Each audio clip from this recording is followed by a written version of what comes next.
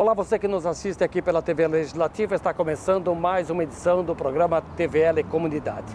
Eu convidei hoje o diretor de operações do SAMAI, Guto Reiner, para falar um pouquinho sobre o serviço de captação de água, já que estamos aí numa estiagem que há tempo dura no Vale do Itajaí, não é diferente em todo o sul do Brasil, para falar exatamente sobre esta questão e outras tantas. Guto, um prazer tê-lo aqui conosco. Olá, eu que agradeço pelo espaço de estar aqui, falando um pouco sobre os nossos trabalhos lá no SAMAI com relação ao abastecimento de água. Pois é, como é que tem sido a captação com a água escassa, como a gente verifica aí nas imagens, inclusive, feitas pela nossa equipe da TVL do Rio Itajaí-Açu? Sim, realmente as imagens são assustadoras, né, Minosso? O rio está bem seco, a estiagem persiste, hoje já é um momento de seca, não é mais apenas estiagem, né? Mas o SAMAI, de forma planejada e ao longo dos anos, investiu muito na melhoria das suas captações, né? Aduções de água bruta. Hoje nós temos 4 estações na cidade, as 4 estações captam de 3 mananciais diferentes. 2 no Rio Itajaí-Açu, uma no Ribeirão Garcia e a outra no manancial específico lá na ETA 4, lá na Vila Itopava. Todas elas, nesse momento, vêm tendo a sua captação, né, a sua adução de água bruta de forma plena. A gente vem, por exemplo, na ETA 2, que é a maior estação e atende 70% da cidade, abastecendo e distribuindo 800 litros por segundo de média naquela estação, né, chegando à soma de todas as estações aproximadamente a 1.400, 1.500 litros por segundo. Então, realmente, é muita água, né, a demanda é bastante grande, mas quero te dizer que o cidadão de casa está fazendo o dever, está realmente nos ajudando nesse sentido, economizando, né, e vale cada vez mais a gente ressaltar esse ponto para que a gente tenha esse bem tão precioso em nossas vidas. Bom, na ETA 2 a captação principal é ali próximo ao ponto da Celesc, né? Isso. E aquela bomba flutuante ainda está em atividade? Ainda está em atividade. Essa semana anterior aí nós tivemos até que remanejá-la, né? Porque às vezes ela vai, o rio, como vai baixando o rio, ela vai calçando, então você tem que de tempo em tempo ir remanejando, mas ela está funcionando, captando nesse momento 150 litros por segundo, né? Trabalhando a todo vapor. E a usina Salto, aonde nos dá esse conforto agora, de captação, graças àquela usina, né, a represa e o canal de adução para geração de energia, que é onde nós captamos a água bruta para o tratamento da ETA 2. Ela vem por gravidade, desde lá da Celesc até na ETA 2, tem só um bombeamento no meio para dar mais velocidade, mas a gente vem conseguindo captar na sua plenitude na ETA 2 neste momento. Agora, Guto, é preciso mais tratamento da água quando se tem pouca água, como o caso agora, assim que, de novo, eu quero aqui apresentar as imagens, porque dá para pisar sobre as pedras e atravessar o rio sem molhar os pés. Sim, ele é muito dinâmico, né? Por exemplo, o primeiro tratamento que a água recebe é o coagulante, né? O que a gente tem lá hoje contratado e licitado é o PAC, é o que faz o floco da terra, da sujeira, e ela acaba decantando, né, e indo para o fundo do poço da estação. O PAC usa em menos quantidade, porém o cloro tem que dosar na quantidade certa. Então, os químicos estão lá, as análises são feitas de 20 em 20 segundos pelo sistema, e os químicos fazendo as análises, né, correspondentes, os jarrotestes, né, nos tempos ali que a estação pede para garantir a qualidade da água. Independente de seco ou nível alto, a dinâmica do abastecimento e do tratamento ela é muito volátil, ela depende muito da situação do rio. Por exemplo, muita chuva, né, vem muita lama, muito arrasto de sujeira, onde precisa mais produto. Menos chuva, menos produto. Então, depende muito da circunstância da água naquele momento, é muito dinâmica essa situação. Ô Guto, em época de estiagem como agora, ou quando o rio está cheio, a água turva, a qualidade da nossa água do SAMAI, ela está dentro dos parâmetros? Exatamente dentro dos parâmetros, uma excelente pergunta que fizeste. A água sai da estação exatamente como tem que ser, como as portarias nos exigem, né? Recebendo lá o material, o produto coagulante, que é o qual eu expliquei antes, recebendo o cal, o cloro e o flúor, né? Garantindo assim a qualidade da água e o nível de potabilidade adequado para o consumo humano. Muitas vezes ainda, a gente escuta, né, que olha, eu tenho uma água lá no sítio, né, uma água de poço, uma água de nascente que tem um sabor melhor que a do SAMAI. Muitas vezes ela pode ter um sabor melhor. Agora, para o ser humano, a água ideal é a água do SAMAI. É o que a legislação e que as normas, né, de segurança da saúde nos falam e nos exigem até de tratamento da água. O sabor não quer dizer propriamente, né, que a água é melhor ou pior para o ser humano. Pode ser ali na hora da degustação. A água sai da estação, né, com 100% de qualidade. O nosso desafio é levar até a casa do cidadão.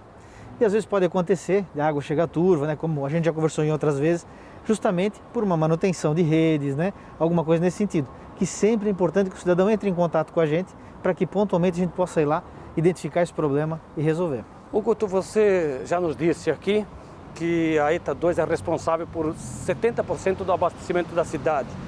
Nos outros 2 pontos de captação, por exemplo, no Garcia, como é que está? Também tem problema com essa seca, não?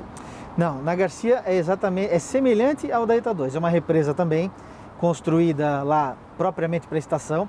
Nessa represa capta aproximadamente 350 litros por segundo da represa da ETA 3, né, e essa água é tratada e distribuída para todo o Grande Garcia, parte do centro, parte aqui da rua Itajaí, né, aqui próximo à Câmara de Vereadores. Então toda essa região, em torno dessa região é abastecido pela ETA 3, ao qual nesse momento também não sofre nenhum tipo de contratempo em função da estiagem. Ela vem trabalhando na sua plenitude.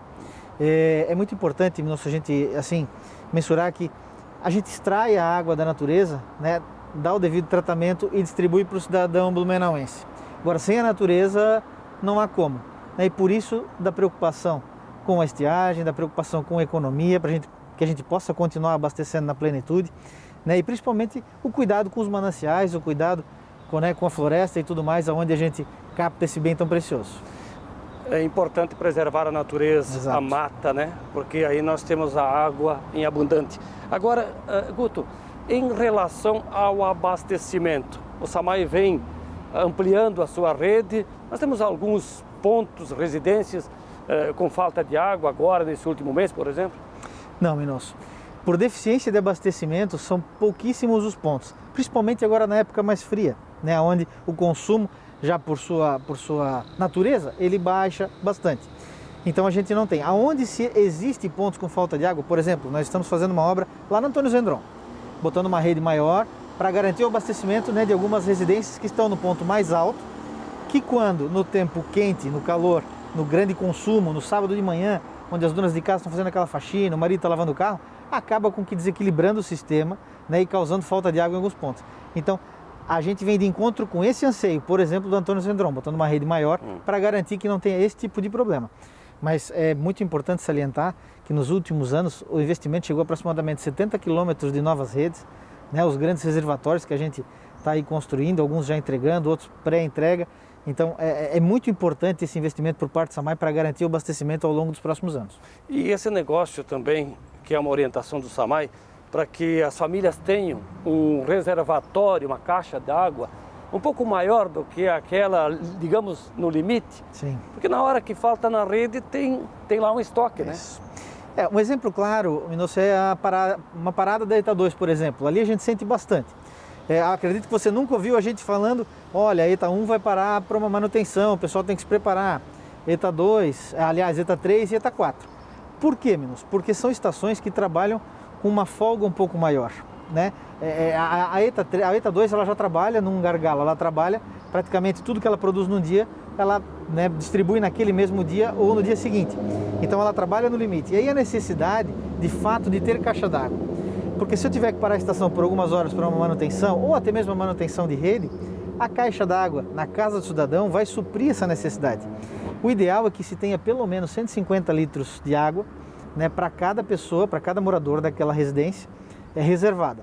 E isso sem contar uma lavação de casa, lavação de roupa, né, um uso racional durante um dia, é a estimativa que as normas nos falam, 150 litros por pessoa. Então é muito importante o uso da caixa d'água dentro da casa do cidadão, pois ele nem sentirá a falta de água em uma manutenção complexa como a de uma estação ou até mesmo simples como a de uma rede na via pública. Em relação a essa quarentena aí, aumentou o consumo? No primeiro momento, sim. Né? No primeiro momento, lá no início da quarentena, aumentou o consumo muito. E a gente observou que as pessoas estavam aproveitando aquele período para fazer as grandes faxinas na sua residência. Né? Lavar a sua residência, calçada, telhado, fachada, carro. E aí, ao longo dos dias seguintes, a gente foi trabalhando e com o apoio, né, de toda a imprensa e da própria TVL também, para externar à população a necessidade do uso consciente e racional desse bem tão precioso, né, num momento de pandemia, e ainda mais vinculado à estiagem, né? A grande seca que se agora está. E com isso tudo a gente conseguiu vencer e hoje posso te afirmar que o consumo diminuiu bastante, né, com relação a todas essas campanhas que a gente vem fazendo de conscientização e da economia da água. Nosso desafio maior hoje, de fato, Minosso, é os vazamentos. São 140 horas de serviço dia, em média, que a gerência de manutenção lá atende. Então é correr atrás dos vazamentos que, né, muitas vezes ficam de um dia para o outro, por se tratar de vazamento de pequeno porte, né, acaba ficando para o cronograma do dia seguinte, perdão. Mas esse é o nosso maior desafio hoje, vencer isso para que não haja desperdício de água. Por falar na pandemia, são muitos os servidores no SAMAI. Quais são as orientações, como é que o pessoal lá está se comportando em relação aos cuidados? Sim, é muito importante, Minosso, a gente tomar todo o cuidado possível com relação, né, à pandemia. Principalmente aos servidores, porque nós temos lá 383 servidores de carreira que se dedicam muito para fazer um belo trabalho no SAMAI. E com isso, né, o cuidado especial que esses servidores têm que ter para não se contaminar, até mesmo para não parar uma estação, por exemplo, se houvesse, né, uma grande contaminação e não tivesse operador de ETA para poder operá-la. Então, e assim por diante em todas as suas gerências, todas as suas particularidades. Então, o SAMAI está distribuindo álcool para os seus servidores, máscara, né, através de memorando, notificando o servidor que não está usando, tentando cobrar o máximo para que eles se protejam, para que a gente possa garantir o serviço de qualidade para a nossa gente. Guto, para finalizarmos, na dúvida, na necessidade de buscar pelos serviços do SAMAI, qual é o contato? É sempre importante, Minosso, todo o contato que chega através do nosso canal de ouvidoria, lá no SAC, no site do SAMAI e principalmente no 115. Nesse momento a gente atende com um time reduzido, né, até mesmo para ter uma espécie de rodízio no 115 principalmente, para que as pessoas fiquem mais distantes. Então pode haver, né, às vezes uma demora no atendimento, quando há uma falta de água em algum ponto, uma rua e todo mundo começa a ligar ao mesmo tempo, mas é muito importante que se ligue de fato ou se registre lá pelo nosso canal de ouvidoria, pelo site do SAMAI, né, o www.samai.org.br, para que lá a gente possa, de fato, entender a demanda desse cidadão, né, e poder trabalhar o mais rápido possível para devolver o serviço de qualidade para aquela região. Guto, eu fico agradecido pela sua presença aqui no TVL Comunidade, muito obrigado, principalmente pelos seus esclarecimentos que são extremamente úteis à nossa comunidade. Eu que agradeço o espaço, né, em nome do SAMAI, meu nome, e estou sempre à disposição para sanar qualquer dúvida, né, que tiver ao nosso alcance. Muito obrigado. Guto Rainer, diretor de operações do SAMAI. E assim, amigos e amigas, estamos concluindo aqui a primeira parte do TVL Comunidade, que faz um breve intervalo. Fique ligado porque logo, logo estaremos de volta. Até já!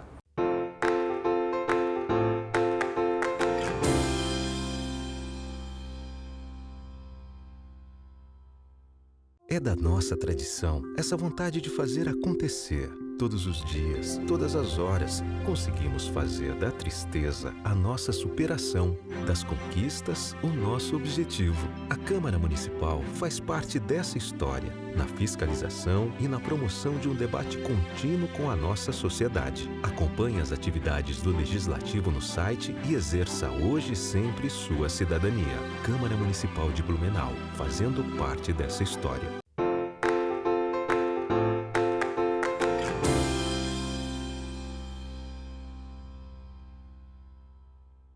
Estamos de volta na sequência do TVL Comunidade. Agora a minha entrevistada é a médica veterinária Camila Bus. Vamos falar da relação com os pets. E olha só, nessa época de quarentena, de pandemia, de acordo com pesquisas, aumentou a adoção pelos bichinhos. Camila, prazer tê-la aqui conosco. Prazer. Então, é verdade isso? As pesquisas estão certas? As pessoas querem a companhia de um cachorrinho, de um gato? Sim, aumentou consideravelmente em estudos aí mais de 50% a adoção de animais, mais cães do que gatos. As pessoas querem uma companhia, né? Elas estão sentindo falta de afeto em casa, agora nesse momento elas precisam de calor, de um bichinho ali para cuidar, então está aumentando bastante. Que bom. Agora é difícil, né, doutora?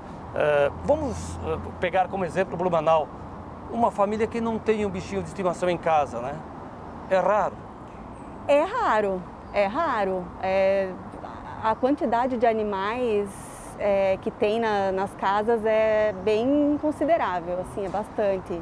E a gente, assim, voltando para, nesse caso da adoção, a gente está agora falando muito de adoção no meio da pandemia, mas a gente tem que ver o outro lado também, que é o cuidado no pós, né? Porque as pessoas adotam os animais, aí depois passa esse fervo todo, e aí o que fazer com o animal, né? A pessoa tem que ter uma posse responsável desse bichinho, né? Tem que saber que ele precisa de cuidados, precisa de atendimento veterinário, gastos, uma ração de boa qualidade, atenção. Então isso tudo a pessoa tem que levar em conta, ela não pode simplesmente adotar naquele momento e aí depois, poxa vida, agora cansei, agora eu tenho a minha vida lá fora e o que eu vou fazer, né? É um animalzinho que vai durar aí 14, 15 anos. A gente fala aqui dessa experiência de adotar agora, até por necessidade, né? As pessoas estão em casa e querem a companhia. Agora tem pessoas que já há tempo convivem com o bichinho de estimação, já é bem diferente. Agora, essa é a questão, é saber o que a gente vai fazer. Se pega o bicho, cuide bem dele. Exatamente. Se pegue o bicho, cuide, né? Tenha um cuidado com a saúde dele, desmistificar. Muitas pessoas estão em dúvida de que, poxa, será que passa pra gente a Covid? Será que não? Não passa, né? Até o momento, em estudos, sabe-se que não passa. Claro, ele pode ser um carreador, né? Assim como a nossa roupa, o nosso cabelo, a nossa mão, em contato com a nossa mucosa, a gente pode introduzir um vírus. Os animais da mesma forma, mas não que eles possam adquirir o Covid e passar pra gente, né? Então, Agora... E tem muitas pessoas botando na rua os animais com medo disso, inclusive, né? E por falta de informação. Então, só deixar bem claro de que isso não existe, assim, não precisa ter medo que o bichinho não vai passar para você. O abandono é um gesto feio, deselegante e é crime. Exatamente, é crime. Agora, doutora, qual é o benefício da companhia de um pet? Já começando pela ansiedade, estresse, o animal tira tudo isso, né, das pessoas. Então é um carinho que ele não pede nada em troca, ele só quer atenção, amor, um cuidado básico ali. Ele não pede, ele só pede uma ração de boa qualidade, carinho, atenção e uns cuidados básicos anuais de saúde. Então é tão bom, né? E eles doam tanto pra gente que eu acho que é válido, assim. No caso do cachorro, ele é considerado amigo do homem. Exatamente. O gato é amigo também, mas aí tem que ver quando ele está disposto a brincar, interagir, né? Ele é mais na dele, assim, mas ele é um bom amigo e ele é muito fiel. Camila, a gente falou aqui do gato, do cachorro. Agora tem outros pets, né, que fazem parte do lar das pessoas. Tem os pets não convencionais que a gente chama, né? Que são os coelhos, hamster, os animais silvestres. Estão sendo adotados também, as pessoas compram os animais também para terem companhia e cada pessoa sente a necessidade de um tipo de animal, né? Tem gente que gosta de cachorrinho, mas não é muito chegado no gato. Tem gente que gosta de uma calopsita e não gosta do cachorrinho. Então vai muito da pessoa, assim. Mas qualquer forma de vida em casa é bem-vindo, né? Agora o principal, quando se adota um animal, é aquela vacina básica necessária, né? Isso, é a vacinação anual, né? Se a gente não sabe o histórico do paciente, do cachorrinho, que a gente vai adotar, a gente tem que fazer um protocolo um pouquinho mais estendido, né, de vacinação e depois anualmente. Uma vez por ano, as vacinas principais é a de raiva e a polivalente, né, que pega sinomose, leptospirose, parvo, corona, não o corona Covid, é o corona deles, que eles têm também, mas é outro tipo, não tem relação. A castração, né, sempre muito indicado, a castração de animais previne contra tumores de mama, infecção grave de útero, tumor de próstata em machos, testículo, então é bem necessário. Qual é a regularidade para banhos e tosa? Normalmente as pessoas dão banho uma vez por semana, isso é o máximo que pode dar, né? O ideal mesmo é que seja feito a cada 15 dias o banho. né? Eles têm uma camada protetora natural deles. Se a gente fica dando muito banho, a gente tira isso e começa a desenvolver uma série de problemas de pele. Então é no máximo uma vez por semana. Isso para cachorro vale a mesma dica para o gato também? Para gato não, os gatos se limpam sozinhos, né? Eles se lambem muito e acabam fazendo a higiene sozinhos, assim. É um mais animal... uma vez por mês, assim, se você quiser dar no pet shop, mas que isso não é necessário. Só um adendo, quando você vai passear com o seu cachorrinho na rua, o seu gatinho, agora nessa pandemia, só lembrar de sempre, quando voltar para casa, como ele pode ser um carreador, limpar as patinhas com água e sabão e secar muito bem com o secador, para daí não desenvolver outros problemas de pele, né? Mas a lavagem, a higiene das patinhas é bem importante. É importante essa dica também, né? Porque às vezes as pessoas colocam produtos químicos, essas coisas para limpar o chão. Não, tem que ser água e sabão. Assim como a gente faz a nossa higiene, a gente faz a higiene deles também. Sim, na higiene propriamente dita, mas eu digo onde o cachorro... Nas superfícies Isso. em casa, sim, tem que passar, fazer uma desinfecção. Isso é bem importante. Muito cuidado com a higiene agora nesse momento. Doutor, em relação à queda de pelo, parasitas, essas coisas, como que se trata isso? O antipulga, né? Antipulga mensal, tem antipulgas no mercado que a gente faz uma vez por mês, outros a cada 3 meses. Isso é importante, prevenir para pulga, carrapato, sarnas, né? Faz a prevenção. E vermífugos a cada 3 meses ou 4, dependendo do protocolo do veterinário, mas normalmente em torno disso. E quando é que é preciso levar o pet ao veterinário para uma consulta? Para uma consulta, idosos, fazer check-up semestral, né? A gente pede. Quando o animal é a partir de 7 anos, a gente considera idoso. Então, fazer check-ups sempre para a gente ver como que está indo tudo, né, no organismo deles. Agora, jovens, sempre que tiver alguma sintomatologia, se você perceber alguma coisa de errado com o seu animalzinho, ele não está brincando, ele não está comendo, se alimentando direito, ele está mais amuado do que o normal, aí é hora de ficar atento e procurar ajuda. E é possível perceber, fazer um diagnóstico que o bichinho não está bem? Sim, uma pessoa leiga? Uma pessoa leiga? Não. Não, eu digo, eu tenho lá meu gato, o cachorro.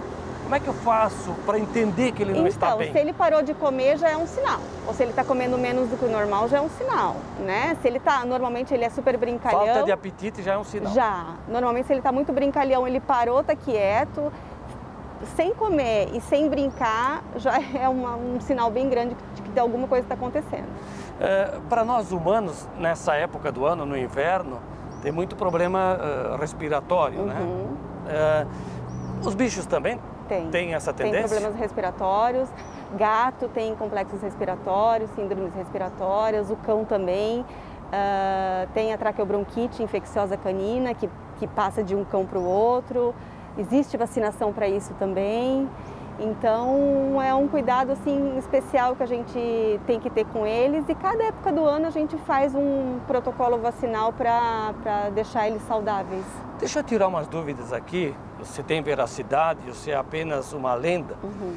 Por exemplo, a mulher fica grávida, por vezes se desfaz do gatinho porque alguém disse que pode pegar uma doença. Procede? Sim, na verdade assim, isso é um complicante porque os médicos sabem, né, a informação correta que tem que passar para o paciente, mas nem sempre acaba passando, acredito, porque a toxoplasmose, por exemplo, que é né, que as grávidas têm muito medo e é a maior doença nesse caso. A toxoplasmose, ela passa muito mais facilmente por uma verdura mal higienizada ou pelo sushi ali cru que você vai comer, do que pelo gato, entendeu? Então a probabilidade de pegar toxoplasmose pelo gato é muito pequena.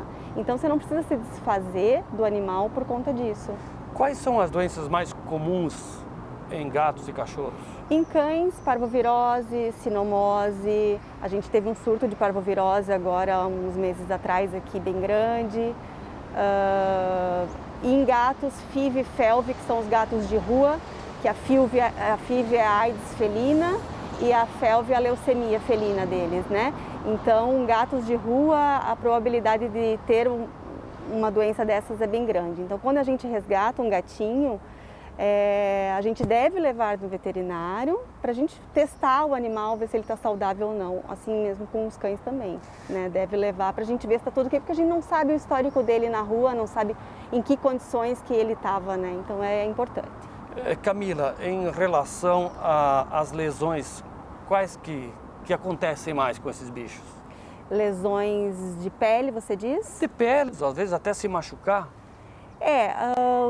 Os animais de rua, eles têm bastante atropelamento. No caso de rua, sim, mas digo em casa, às vezes acontece algum acidente, é possível? Assim, se você mora numa casa e tem um animal, às vezes pode ter um envenenamento por um raticida, né? Ou alguma coisa nesse sentido.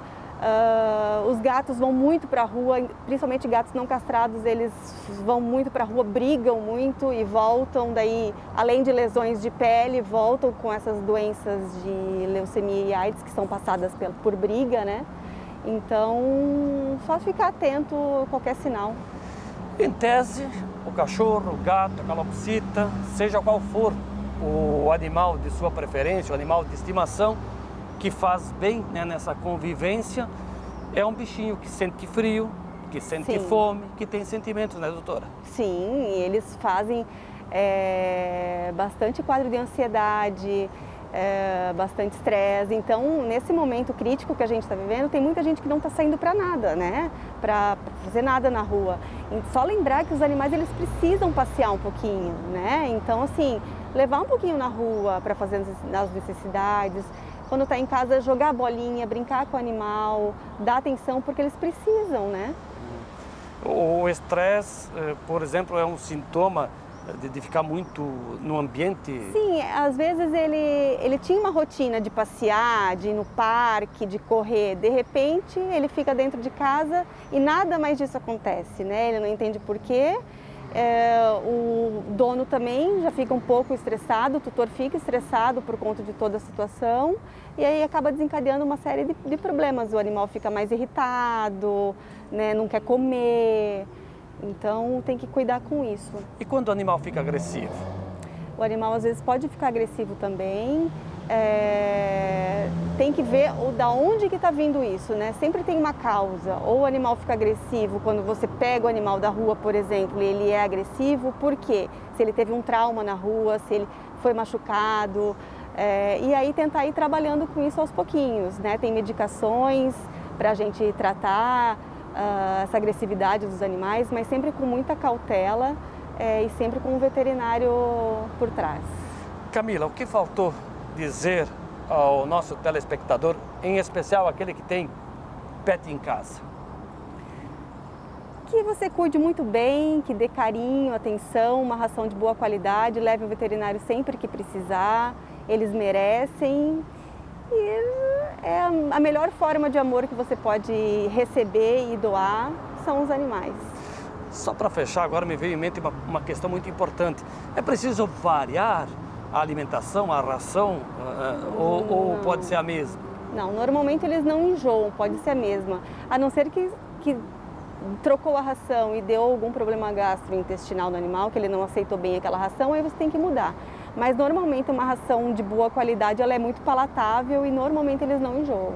Pois é, tanta coisa. Eu ia te pedir se eles sentem o gosto pela comida, se o gato vê nas cores que o humano vê. Eles veem, não é preto e branco exatamente, mas eles veem nuances, eles não veem cores vivas, eles veem nuances escuras e claras, assim. Doutora, muito obrigado, hein? Eu que agradeço, obrigado pelo espaço. Camila Bus, médica veterinária, conversou conosco aqui no TVL Comunidade. É você que nos deu a honra da audiência, muito obrigado e eu te convido para permanecer conosco. Um grande abraço e até a próxima.